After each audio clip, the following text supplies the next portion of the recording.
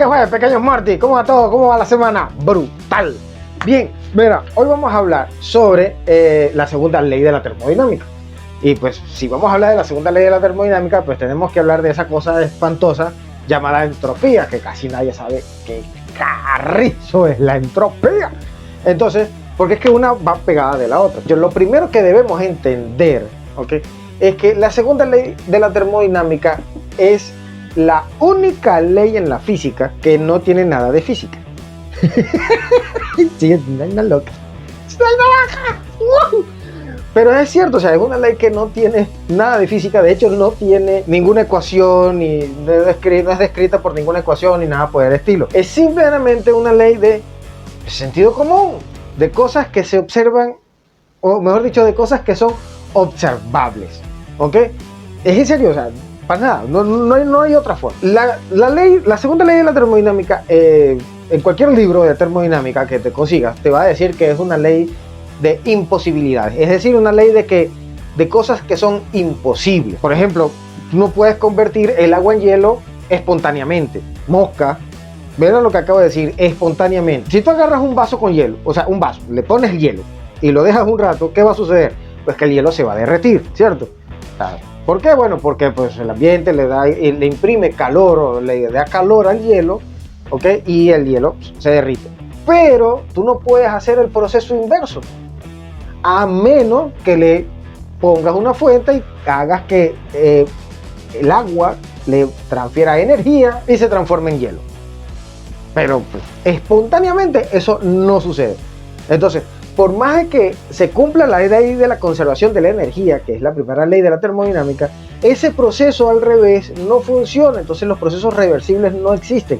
Bueno, existen en la idealidad, porque si no Carnot no existiera. Pero el punto es que en la espontaneidad no funciona. Y de eso va la segunda ley de la termodinámica. Si hablamos de eso, tenemos que hablar también, inmediatamente tenemos que hablar de la entropía. Porque es que esos panas que inventaron esas leyes no sabían qué carrizo era la entropía. O por lo menos desde el punto de vista macroscópico, hablando en serio, desde el punto de vista macroscópico, no se podía entender, no sabía qué carrizo era la entropía. La segunda ley de la termodinámica se basa o se debe a la entropía como propiedad. ¿Qué otras propiedades termodinámicas conocemos? Bueno, la temperatura, la presión, son propiedades que son medibles, que son tangibles hasta cierto punto.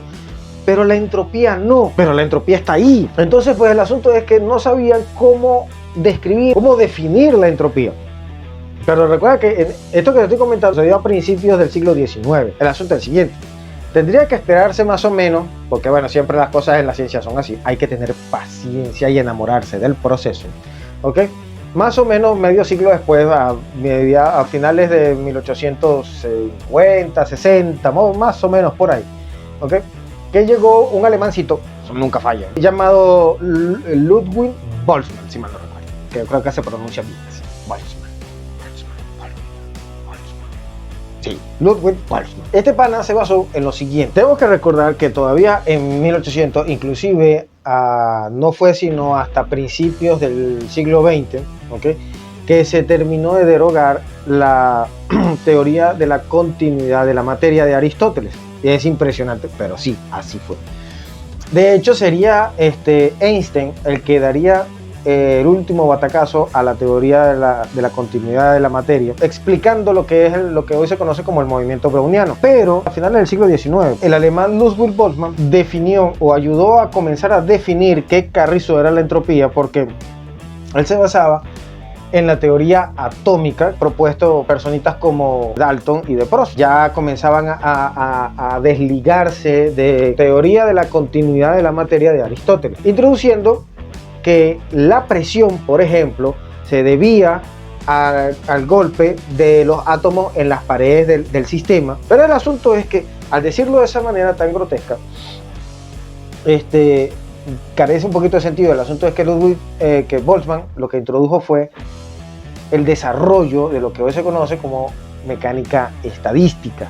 O sea, es decir, estos panas, Carnot, Clausius, Kelvin, veían todo desde el punto de vista macroscópico, pero Boltzmann se fue a lo microscópico dentro del sistema, y resulta ser de que comienza a trabajar con esta parte de estadística y la gente comienza a llamarlo loco porque en ese entonces todavía la estadística no estaba totalmente fundamentada ni siquiera dentro de la matemática. Entonces, ¿cómo iba a ser posible que una herramienta estadística, una herramienta matemática que todavía no había sido del todo desarrollada, fuera capaz de dar explicaciones físicas? Pues a nadie en ese momento, pues nada, o sea, al tipo le hicieron el bullying así duro y a tres tablas y pues bueno, lamentablemente el pana se terminó suicidando, pero resulta ser de que el tipo había dado en el clavo. Todo en la parte de mecánica estadística se debe a la probabilidad y el punto es que esa es una de las herramientas, una de las mejores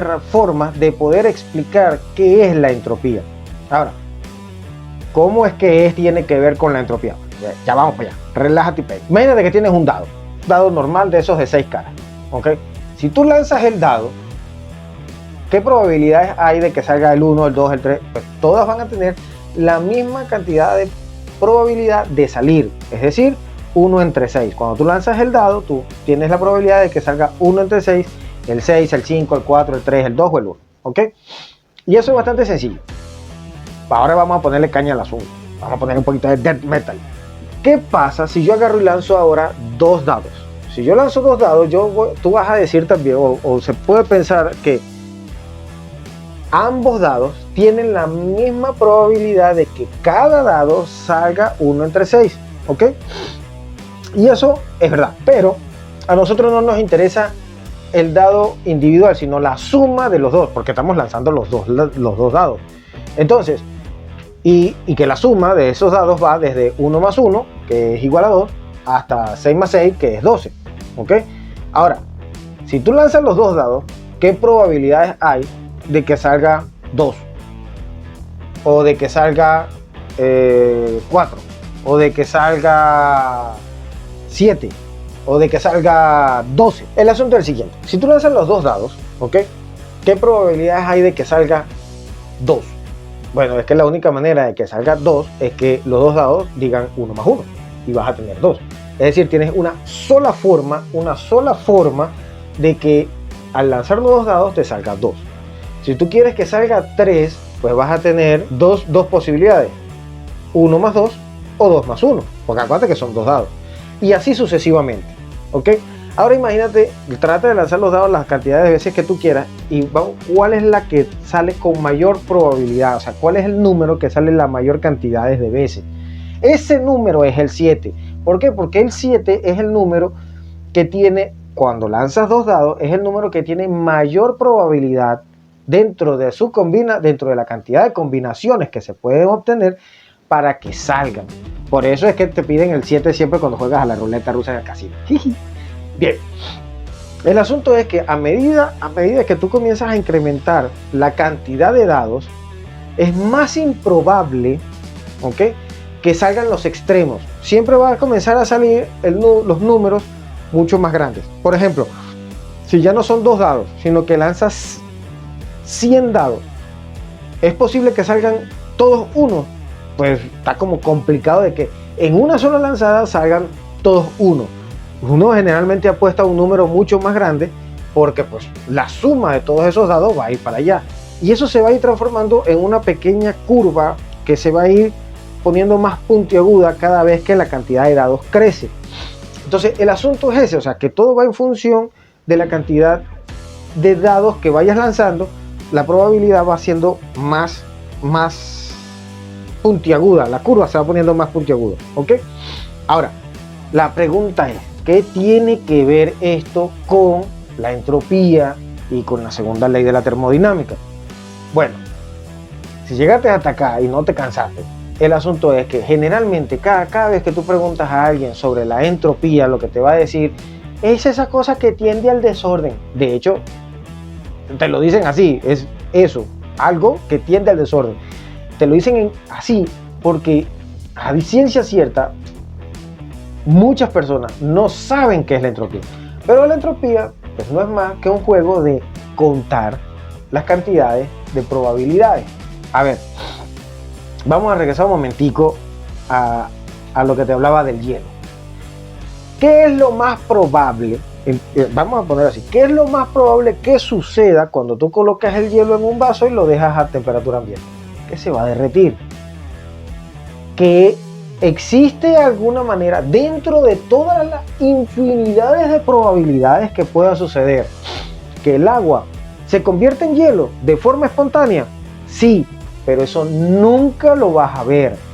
En la realidad, en las infinidades de posibilidades y probabilidades que existen, la única que vas a poder ver es que el hielo se derrite y se transforma en agua, ¿ok?